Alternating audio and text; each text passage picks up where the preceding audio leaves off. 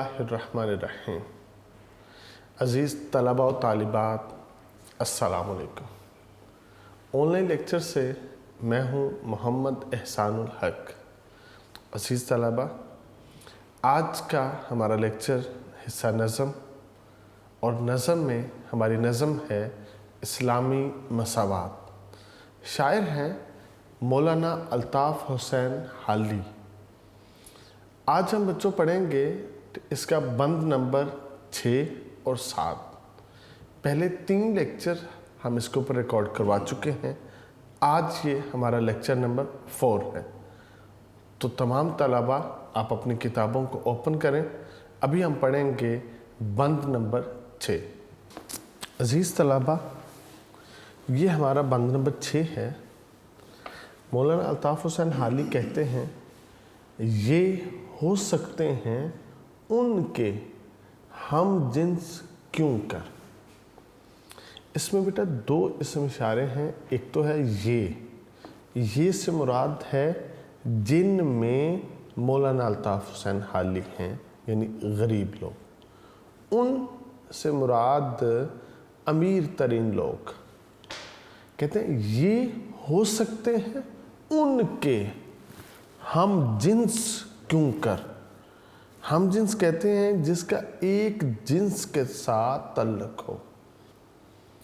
वैसे तो हम औलाद आदम हैं, आदम की औलाद है, हम सब आदम हैं, हम सब इंसान हैं, हम सब एक जैसे हैं। वाज़े तौर पे कह दिया गया है कि अगर तुम में कोई अफजल है तो वो तकवा की बुनियाद पर है। तकवा के अलावा तमाम के तमाम बनी नो इंसान एक जैसे। खुतबा हिज्जतुल विदा पे नबी पाक ने वाज़े तौर पे कह दिया था, किसी अरबी को किसी अजमी पे कोई फोकियत नहीं है, किसी सफ़ेद को किसी स्याह के ऊपर कोई फोकियत नहीं है, किसी अमीर को किसी गरीब पे कोई फोकियत नहीं है। हाँ, तुम में अफजल वो है जो मुत्तकी है, परहेजगार।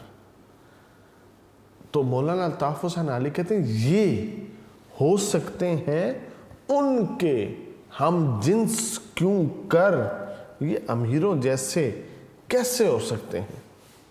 नहीं चैन जिनको ज़माने से दम भर, दम कहते हैं लम्हे को, दम भर एक लम्हा भी जिनको चैन नहीं है, सुकून नहीं है, जिनका एक उन पर कोई तकलीफ़ ख़त्म नहीं होती, दूसरी पहले आ जाती है।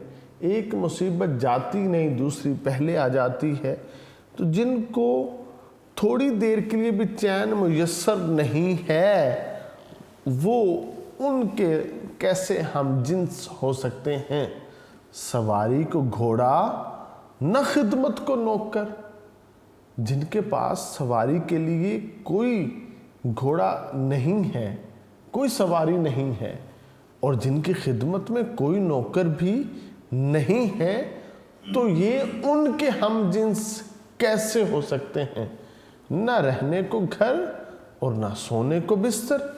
ये जो गरीब लोग हैं, इनके पास तो झोंपड़ी है, घर तो रहने को है ही नहीं है, और फिर सोने के लिए इनके पास तो रेशमी बिस्तर भी नहीं है, बल्कि आम सा बिस्तर भी नहीं है। तो ये उनके हम जिन्स क्यों कर हो सकते हैं। पहनने को कपड़ा न खाने को रोटी। और जिनके पास पहनने को लिबास ना हो, खाने को रोटी ना हो, तो ये उनके हम जिन्स कैसे हो सकते हैं। जो तदबीर उल्टी तो तकदीर खोटी। बेटा, तदबीर कहते हैं किसी काम करने की कोशिश को या किसी काम करने की सोच को। जो तदबीर उल्टी ان کی تو تدبیر ہی الٹ ہو چکی ہے، ان کی تدبیر کا ہیر پھیر ہے، تو تقدیر کھوٹی، یہ تو تقدیر کے قسمت کے بھی کھوٹے ہیں، یہ تو مقدر کے بھی کیا ہیں، نصیب کے بھی کیا ہیں، کھوٹے ہیں۔ یعنی اس بند کا مرکزی خیال ہے غریب امیر کا مقابلہ کسی طور نہیں کر سکتا، کیونکہ اس کے پاس نہ سامان زندگی ہے، نہ خوش قسمتی ہے، بلکہ ناکامیاں اس کا مقدر ہوتی ہیں۔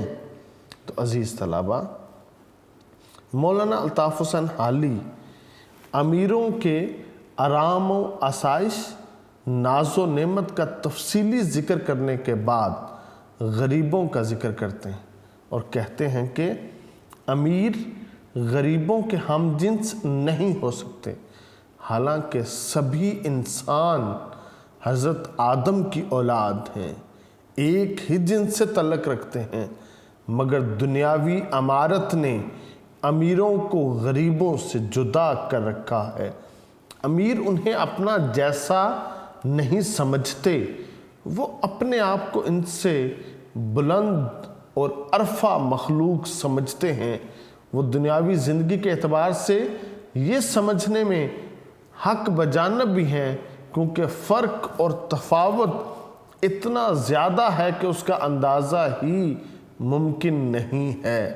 غریبوں کو لمحہ بھر سکون نہیں، آرام نہیں، چین نہیں، وہ ایک وقت کی روٹی کے لیے بھی محنت میں مصروف رہتے ہیں، خون پسینہ ایک کرتے ہیں، بیمار ہو جائیں اس کے باوجود وہ چھٹی نہیں کرتے، وہ محنت اور مشقت کرتے ہیں۔ بلکہ جو امیر ہیں وہ تو عید اپنے گھروں میں مزے سے کرتے ہیں، اور غریب تو اس دن زیادہ پریشان ہوتا ہے کہ آج مزدوری نہیں ہوگی تو ان کے گھر میں فاقہ ہوگا۔ تو وہ تو خون پسینہ غریب ایک کرتا ہے، وہ جہاں جاتا ہے پیدل جاتا ہے، اس کے پاس سواری نہیں ہے، اس کے پاس تو خدمت کے لیے کوئی نوکر نہیں ہے، یہاں تک کہ اس کے پاس تو رہنے کے لیے گھر بھی نہیں ہے، وہ فاقوں میں زندگی بسر کرتا ہے۔ وہ جو کام کرتا ہے وہ اس کام کے بدلے میں بھی اس کو کامیابی نہیں ملتی، اس کی تو تدبیر ہی الٹ ہے، یعنی ناکامیاں اس کا مقدر ہے اور ان کی قسمت بھی کھوٹی ہے، نہ تدبیر ان کا ساتھ دیتی ہے اور نہ ہی تقدیر ان کے حسب حال ہے۔ تو عزیز طلبہ، یہاں پہ مولانا الطاف حسین حالی نے جو بات کہی ہے اس کا مدعا یہی ہے، مرد کا اعتبار کھوتی ہے، مفلسی سب بہار کھوتی ہے۔ جو مفلسی ہے یہ ساری کی ساری چیزیں انسان سے چھین لیتی ہے، کھو لیتی ہے۔ عام طور پر جب انسان مالی مشکلات میں مبتلا ہوتا ہے تو اس کی کوئی عزت باقی نہیں رہتی۔ حضرت علی شیر خدا فرماتے ہیں، مفلس اپنے وطن میں بھی پردیسی ہوتا ہے۔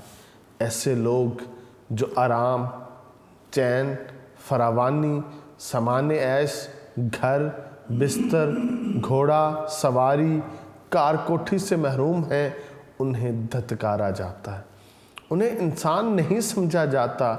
ایسے لوگوں کی صلاحیتیں، توانائیاں، ہنر، علم، تجربے سے فائدہ اٹھا کر بھی انہیں کمی کہا جاتا ہے۔ باعث رسوائی عالم ولی، باعث رسوائی عالم ولی مفلسی ہے، مفلسی ہے، مفلسی ہے۔ پورے جہان میں جو رسوائی کا باعث ہے وہ یہ غریبی ہے۔ افسوس، نکمے، کارآمد لوگوں کو ذلیل سمجھتے ہیں، حقیر جانتے ہیں، معمولی خیال کرتے ہیں۔ اپنی اعلیٰ سوسائٹیوں میں، اپنے گاؤں میں، اپنے ولاز میں وہ الگ الگ اور دور دور رہتے ہیں، یعنی غریبوں سے ہٹ کے رہتے ہیں۔ حالانکہ یہ غریب نہ ہوں تو امیروں کے تو سارے کام رک جائیں، امیروں کی تو نظام زندگی ٹھہر جائے، امیروں کے تو وقت کا پہیہ تھم جائے، زندگی کی ساری چہل پہل باہمی تعاون کے ساتھ قائم ہے۔ اس دنیا کی بنیاد تو اختلاف عمل پر ہے، مگر کچھ نادان سمجھتے ہیں کہ محض ان کا وجود کائنات کا وجود ہے۔ روٹی اور کپڑے سے محروم طبقہ اگر غربت کے دیو سے چھٹکارا حاصل کرنا بھی چاہے تو اس کی تو تدبیر الٹی ہے۔ بدقسمتی آسانی سے ساتھ نہیں چھوڑتی اور اس طرح امیروں کو ان کا استحصال جاری رکھنے کا موقع مل جاتا ہے، مگر اسلام کسی کی مجبوری سے فائدہ اٹھانے کو مذموم سمجھتا ہے اور اس رویے سے نفرت کرتا ہے۔ مولانا الطاف حسین حالی کا موقف ہے، غریبوں کی زندگی میں چین اور سکون نام کی چیز نہیں ہوتی، وہ زندگی کی بنیادی ضروریات سے محروم رہتے ہیں اور ان کے پاس کوئی اور سامان بھی نہیں ہوتا، بلکہ یہ غریب تو ہمیشہ روٹیوں کے چکر میں ہی اپنی زندگی بسر کر دیتے ہیں۔ عزیز طلبہ، نبی پاک علیہ الصلوۃ والسلام نے اس افراط و تفریط کا خاتمہ کیا تھا۔ اگر صحابہ کے گھروں میں فاقہ تھا تو نبی پاک علیہ الصلوۃ والسلام بھی روزے کی حالت میں ہوا کرتے تھے۔ غزوہ خندق کا بڑا مشہور و معروف واقعہ ہے۔ جب پوری سوسائٹی میں ایک جیسے معاملے ہوں تو برکتیں ہوتی ہیں۔ ایک صحابی نبی پاک کے پاس آتے ہیں اور اپنے پیٹ سے جو ہے نا وہ کپڑا ہٹاتے ہیں اور ایک پتھر باندھا ہوتا ہے، نبی پاک کو دکھاتے ہیں کہ حضور اتنی بھوک لگی ہے کہ میں نے پتھر باندھا۔ آپ اپنے پیٹ سے کپڑا اٹھاتے ہیں اور اسے دکھاتے ہیں کہ آپ نے 2 پتھر باندھ رکھے ہیں۔ تو یہاں پہ اس صحابی کو یہ طاقت ملی تھی، میں جن حالات میں زندگی بسر کرتا ہوں میرا سردار بھی انہی حالات میں زندگی بسر کرتا ہے۔ عزیز طلبہ، عمر بن عبدالعزیز کا یہ انداز زندگی تھا کہ آپ بیت المال میں کھانا کھایا کرتے تھے، مگر اس کی قیمت دے دیتے تھے۔ اپنی قوم کے غرباء کے ساتھ بیٹھ کے آپ بیت المال سے کھانا کھاتے تاکہ ان کو پتہ چلے جو ان کا سردار ہے یہ وہی کھاتا ہے جو یہ کھاتے ہیں، کوئی فرق نہیں ہے۔ تو اسلام نے تو اس چیز کی ترویج کی تھی، مگر ہم نے سوسائٹی میں آ کے یہ طبقات بنا دیے ہیں۔ مختصر یہ کہ امیر بہرطور غریبوں سے برتر ہیں۔ بظاہر بات ٹھیک لگتی ہے کہ وہ غریب جس کی زندگی میں سکون نہیں ہے، آرام نہیں ہے، آسائش نہیں ہے، وہ خود امیروں کے خادم ہیں، وہ خود ان کی جوتیاں سیدھی کرتے ہیں، وہ خود ان کی سواریوں کے پیچھے پیدل بھاگتے ہیں، وہ ان کا مقابلہ کیسے کر سکتے ہیں اور کیسے کہہ سکتے ہیں کہ وہ امیروں کی جنس سے تعلق رکھتے ہیں، یا دوسرے لفظوں میں وہ ان کے ہم جنس ہیں۔ زمین اور آسمان کا فرق ہے، کہاں امیر اور کہاں غریب۔ تو عزیز طلبہ، اب ہم یہ پڑھتے ہیں بند نمبر 7۔ مولانا الطاف حسین حالی اس آخری بند میں کہتے ہیں، یہ پہلا سبق تھا کتاب خدا کا۔ یہ پہلا سبق کس کا ہے؟ کتاب خدا کا۔ خدا کہتے ہیں ہدایت دینے والی کو۔ کتاب خدا یہ بیٹا مضاف الیہ ہے، یعنی ہدایت دینے والی کتاب. اور کون سی کتاب جو ہدایت دینے والی ہے؟ قرآن پاک. کتاب ہدا سے مراد کیا ہے؟ قرآن پاک. یہ پہلا سبق تھا قرآن پاک کا کہ ہے ساری مخلوق کنبہ خدا کا. کنبہ کہتے ہیں بیٹا خاندان کو. یہ جو ساری مخلوق ہے یہ خدا کا کنبہ ہے، یعنی خدا اس کا خالق ہے. وہ خدا جو غریب کا خالق ہے وہی خدا امیر کا بھی خالق ہے. اس نے غریب کو جس سانچے میں پیدا کیا امیر کو بھی اسی سانچے میں پیدا کیا. غریب کے بھی 2 ہاتھ، امیر کے بھی 2 ہاتھ. غریب کی بھی 2 آنکھیں، امیر کی بھی 2 آنکھیں. غریب کی بھی 2 پاؤں، امیر کے بھی 2 پاؤں. یہ جو دھڑ ہے جیسا امیر کا ویسا غریب کا، وہی دوست ہے خالق 2 سرا کا. خالق 2 سرا کا معنی جو 2 جہانوں کا خالق ہے، جو 2 جہانوں کو پیدا کرنے والا. خالق کریٹر کو کہتے ہیں، پیدا کرنے والے کو کہتے ہیں. 2 سرا 2 جہانوں کو، وہی دوست ہے خالق 2 سرا کا. جو خالق 2 سرا کا اللہ تعالیٰ کا جو دوست ہے وہ کون ہے؟ خلائق سے ہے جس کو رشتہ ولا کا. ولا کہتے ہیں محبت کو، الفت کو. خلائق مخلوق، مخلوق سے جس کو محبت کا رشتہ ہے وہ خالق 2 سرا کا دوست ہے. جو مخلوق سے پیار کرتا ہے وہ خدا کا دوست ہے. وہ عام انسان نہیں ہے. مخلوق کو کھانا کھلانے والا خدا کا دوست ہے. مخلوق کو پانی پلانے والا خدا کا دوست ہے. مخلوق کے لیے آسانیاں بانٹنے والا خدا کا دوست ہے. مخلوق کو لباس پہنانے والا خدا کا دوست ہے. جس کو مخلوق سے پیار ہے وہ اللہ رب العزت کا کیا ہے؟ دوست ہے. یہی ہے عبادت، یہی دین و ایمان. یہ پوری عبادت ہے. مخلوق خدا کی جو خدمت کرنی ہے، جو حقوق العباد پورے کرنے ہیں، یہی ہے عبادت. یہ ساری عبادت ہے، یہی دین ہے. یہ دین پورے کا پورا دین ہے. یہی ایمان ہے. یہ پورا ایمان ہے کہ مخلوق خدا کی خدمت کرو، حقوق العباد پورے کرو کہ کام آئے دنیا میں انسان کے انسان. یہ ہے جی اہم سبق. دنیا میں کیا کرے انسان؟ انسان کے کام آئے. جو انسان کے کام نہیں آتا اس کی زندگی میں اور جانوروں کی زندگی میں کوئی فرق نہیں ہے.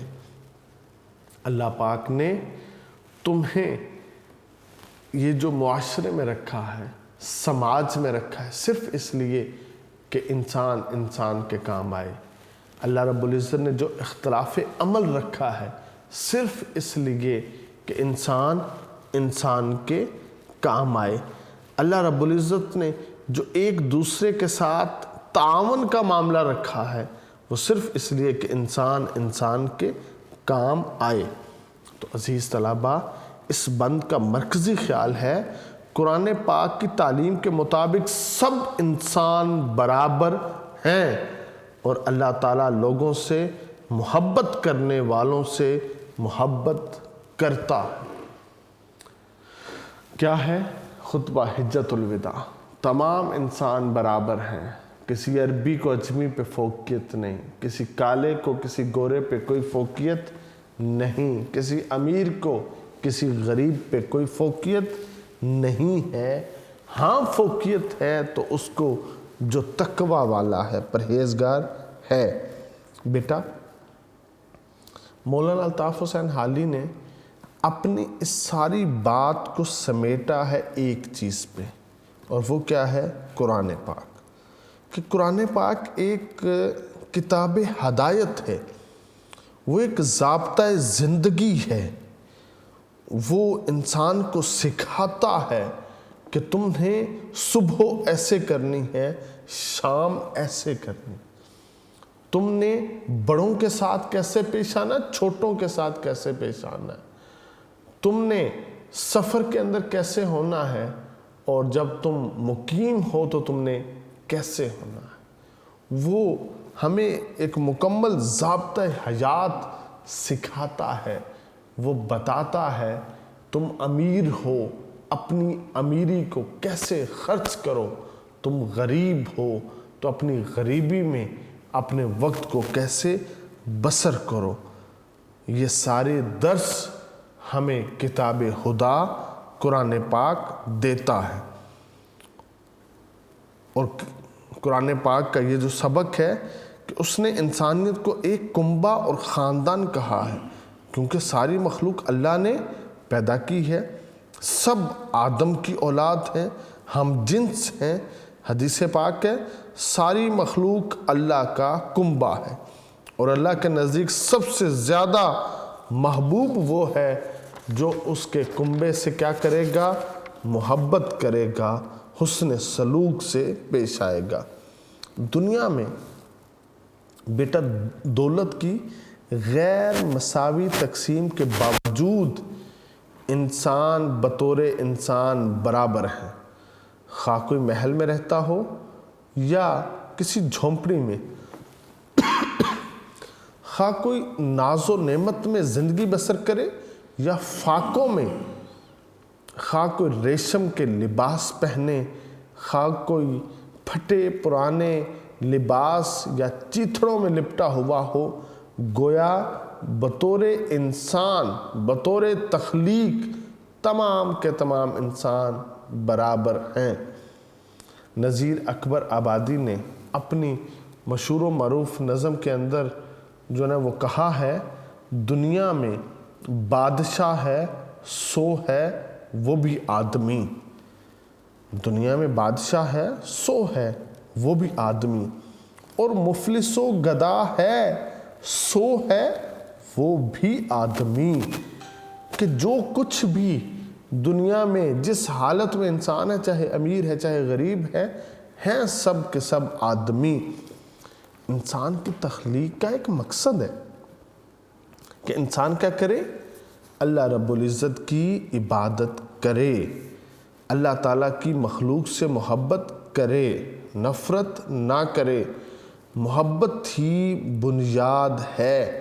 اگر انسانی دل میں محبت سے خالی ہو جائے تو پھر دنیا ویرانے سے بدتر ہے، کیونکہ پھر بندہ نہیں رہتا، درندہ ہوتا ہے۔ محبت نظریات سے نہیں ہوتی، انسانوں سے ہوتی ہے۔ اپنی خوشیاں بھی دوسروں میں بانٹ دینے کا نام زندگی ہے، اسی زندگی کو ایثار کہتے ہیں۔ بیٹا تین چیزیں ہیں، ایک ہے معاشرے میں عدل کرنا، دوسرا ہے معاشرے میں احسان کرنا، اور تیسرا ہے معاشرے میں ایثار کرنا۔ بیٹا عدل کہتے ہیں کہ ایک مزدور نے آپ کے ہاں مزدوری کی، اس کا 500 روپیہ مزدوری بنی، آپ اس کو 500 روپیہ آپ نے دے دیا، اس کا پسینہ خشک ہونے سے پہلے آپ نے عدل کیا، انصاف کیا۔ دوسری چیز احسان ہے، اس کا 500 روپیہ اس مزدور کی مزدوری تھی، آپ نے اسے 520 روپے دیے، یہ تمہارے اوپر 20 روپے تمہارے گھر کا کرایہ ہے آنے اور جانے کا، وہ جو اپنے اوپر 20 روپے دیے ہیں یہ آپ نے احسان کیا، اور یہ اللہ کو بڑا پسند ہے۔ تیسری چیز ہے ایثار، آپ کی جیب میں 1000 روپیہ ہے، آپ کے دوست کو 1000 روپے کی ضرورت ہے اور اس نے آپ سے طلب کیا، جو آپ کے پاس پیسے ہیں 1000 روپیہ، اس کی آپ کو بھی ضرورت ہے، اپنی ضرورت کو دوست کی ضرورت پہ قربان کرنا، بیٹا اس کو ایثار کہتے ہیں۔ معاشرہ ایثار سے مضبوط ہوتا ہے۔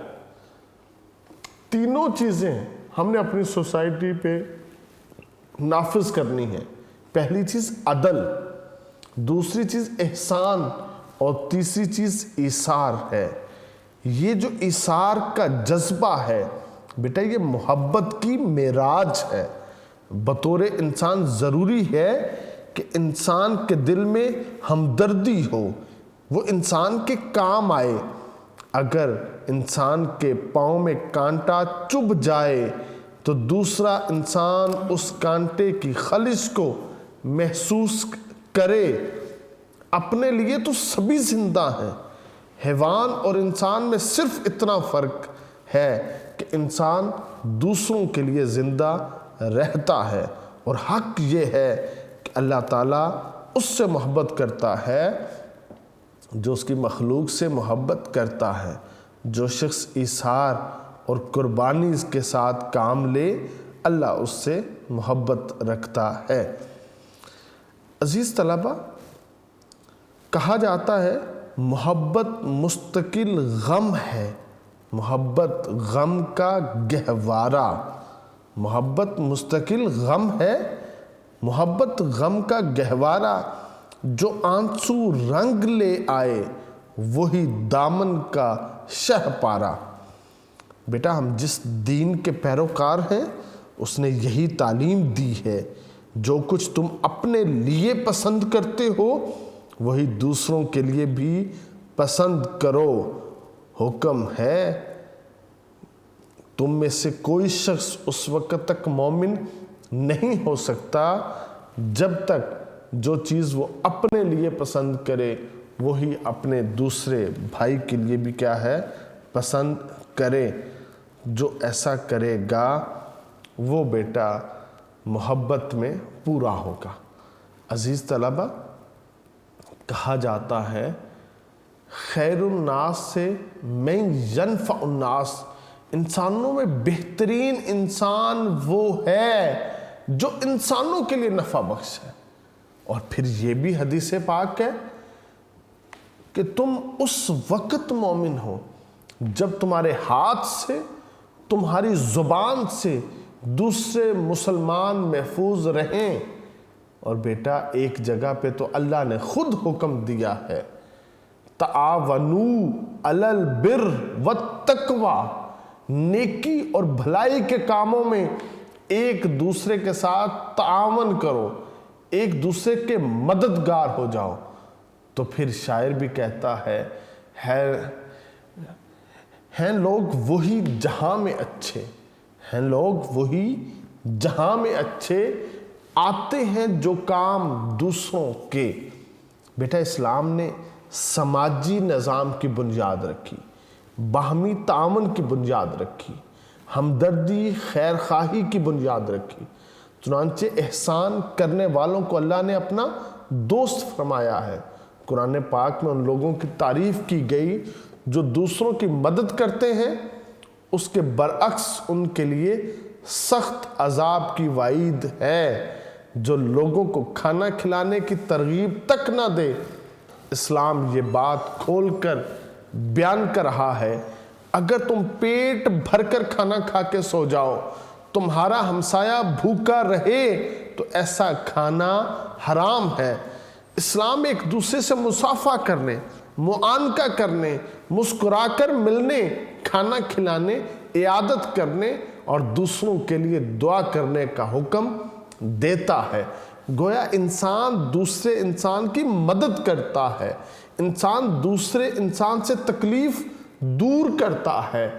جب ایک انسان کسی انسان کی دنیاوی تکلیف دور کرتا ہے، اللہ اس پہ فضل کرتا ہے، اس کی آخرت کی تکلیف اس سے اٹھا لیتا ہے۔ جو لوگوں پہ رحم کرتا ہے اللہ اس پہ رحم کرتا ہے۔ اسی لیے کہا گیا کرو مہربانی تم اہل زمین پر، کرو مہربانی تم اہل زمین پر، خدا مہرباں ہوگا عرش برین پر۔ تو عزیز طلبہ، درد دل کے واسطے پیدا کیا انسان کو، ورنہ طاعت کے لیے کچھ کم نہ تھے کرو بیاں۔ مولانا الطاف حسین حالی نے اس نظم میں ہمیں یہ درس دیا ہے، ہم کیا کریں، ہم یہ جتنے بھی دنیاوی جو تفرقہ بازیاں ہیں ہم ان کو ختم کریں اور آپس میں اتحاد کی فضا کو فروغ دیں، ایک دوسرے کے ساتھ کام آئیں۔ اشفاق احمد صاحب کی بڑی مشہور دعا ہے کہ اللہ رب العزت سے توفیق مانگا کرو کہ وہ تمہیں آسانیاں بانٹنے کی توفیق دے۔ تو عزیز طلبہ، مولانا الطاف حسین حالی کی یہ نظم ختم ہوتی ہے، اس کو اچھی طرح یاد کیجئے گا، بڑی اہم نظم ہے۔ اللہ رب العزت آپ کو علم نافع عطا فرمائے۔ والسلام۔